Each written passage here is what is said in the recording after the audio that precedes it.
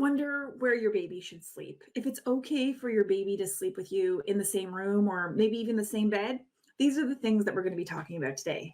Hi there, I'm Dr. Sarah Mitchell. I'm a chiropractor by training, but I found my passion empowering parents to teach their little ones to sleep and parent confidently day and night as a sleep consultant and the creator of the Helping Babies Sleep Method. So let's talk about where your little one should sleep and go through the different ages. So in the newborn stage, you definitely want your baby close to you, right? The American Academy of Pediatrics would like you to room share, note that's room share, not necessarily bed share, until 6 months ideally, and 12 months ideally, 6 months minimum. Okay, let's talk about that for just a second. What is the purpose of having your baby close by? Well, what they found by implementing these safe sleep practices is that they reduce the incidence of SIDS significantly. SIDS is sudden infant death syndrome. So that we do want your babies close to you, but not necessarily in your bed. The AAP safe sleep practices would like you to have your little one sleeping on a firm, flat surface, such as a bassinet, a pack and play, a crib, okay? Now, newborns, they have small stomachs, right? So they are going to be eating frequently. And so many parents like having their kiddos in a bassinet or a co-sleeper near them, that flat, safe surface again. For the purpose of this video, I'm not going to go into co-sleeping, okay, because it's a different parenting ideology. If it works for you, that's great, but it doesn't coincide with the American Academy of Pediatrics safe sleep practices, and I'm just not going to go into it today. I mean, I'm kind of one of the mind, if it works for you, then it works for me, but just not something we're going to dive into here today. So safe sleep practices, what does room sharing might look like at different ages? So in the newborn stage, like I said, it might be a bassinet or a co-sleeper near your bed because you will have frequent night wakings to eat. Now, that being said, some kids are noisier than others. So in the newborn stage, when kids are in REM sleep, rapid eye movement sleep, they actually make noises in their sleep. So one thing to note, little pro-parenting tip here, if you hear your little one yell out in the middle of the night, you might wait to see if they're really awake before you go to attend to them, because it is normal to have what we call vocalizations during REM sleep in that 0 to 3 month period, which we'll refer to newborn for this purposes of this educational video. That being said, a lot of newborns are very congested, noisy, and whatnot. And is there a perfect time to move them into their own room? Well, if you're a real stickler for rules, it would be the American Academy of Pediatrics. They would say 6 months of age. Okay. From my own personal experience, I found that in my postpartum period, my hormones were so high and raging that I heard every single little toot, grunt noise, and I just couldn't sleep with my baby so close to me. So with my first, I moved him out probably around 10 weeks of age into the crib and the nursery next door. And with my daughter, it was probably around 6 weeks. Okay. The other thing about these American Academy of Pediatrics safe sleep guidelines is they were created probably 10 years ago. And our technology with baby monitors has improved so dramatically since then. You know, there's so much data and information we can collect on our little ones. They are so much more sensitive than they used to be. I personally feel much more comfortable having my little person further away from me so that we all sleep better, but it is a very personal choice for you. There is a study out there that shows that after 4 months of age, many kids actually sleep better in their own room. The study showed that they had a longer stretch of consolidated sleep and overall sleep quantity. And I'll put the link in here for you to make your own decisions later on.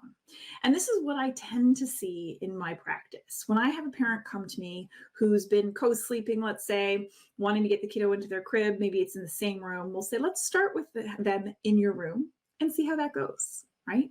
For some older kids, it can be distracting to actually have their parents in their line of sight, but not being picked up, let's say, okay?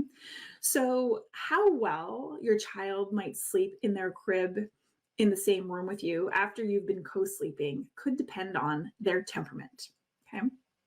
Their temperament. There is no right or wrong as to where your child should sleep as far as room sharing goes, but the guidelines do want you to have a firm, safe surface. And when I'm a bit biased, right, because I work with people who have been struggling with sleep. And what I have found with people who are, when I say struggling with sleep, it means they're tired and they don't want to do what they're doing anymore. Often this manifests as I'm co-sleeping and I'm waking up to nurse every couple of hours through the night. Okay, and if that's you, don't lose hope. There's lots of ways to change that, but it does take time and effort to make those changes. And in general, those kids will ultimately sleep better in a crib, believe it or not. Because if you just try and stop the nursing while keeping them so close to you, for the majority of kids, it's so frustrating to have you so close, but not be able to reproduce that old habit of nursing or using you as a human pacifier in the night. It's very frustrating for them. So they tend to do better in their own crib, and usually that is in their own room. How do you know if room sharing is working for you? Okay, well, it comes down to a little bit of scientific experimentation of implementing a plan, making observations, and then analyzing what's happening. So for example, here in the Bay Area, I often work with parents who have a 1-bedroom apartment. So the crib is in their room. And maybe they've been co-sleeping. Often what happens, right, with the crib in the room, if someone has a disrupted sleeper for whatever reason, that they often end up co-sleeping at least half the night. And so what I've done is usually we start getting your kiddo to fall asleep in the crib and stay there all night long. Okay.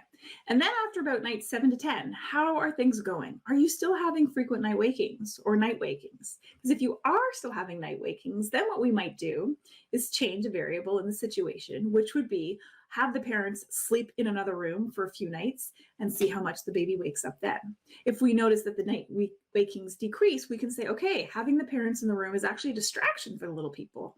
Surprise, surprise. And we will take that variable out and try and get them their own room, or even a divider to keep them out of their line of sight.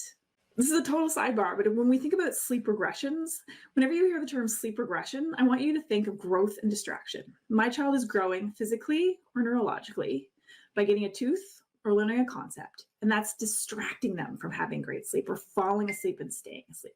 Just like adults have little sleep regressions here and there when they go through a stressful period or an exciting period, they can be distracted from falling asleep. Your emotional cognitive system is one of the 33 systems that impacts our sleep.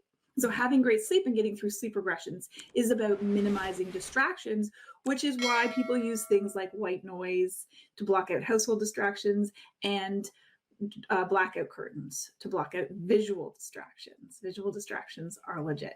So to summarize, back to our original question, can parents sleep with babies in the same room? Absolutely. In the newborn stage, you probably want to be very close to your child due to the frequent feeding and them being so tiny and you wanting to be close by. How long that works for you is very individual, and it's your decision to decide when you want to move them to their own room.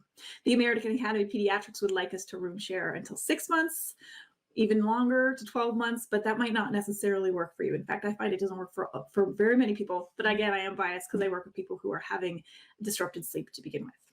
Ideally though, we do want your child to be sleeping on a flat, firm surface. And there is a study to show that after 4 months of age, kids tend to sleep better in their own room. If you're watching this on YouTube, don't forget to hit subscribe to never miss a sleep tip. And if you have any comments that you want to share about your room sharing experience, please put them in the comments below.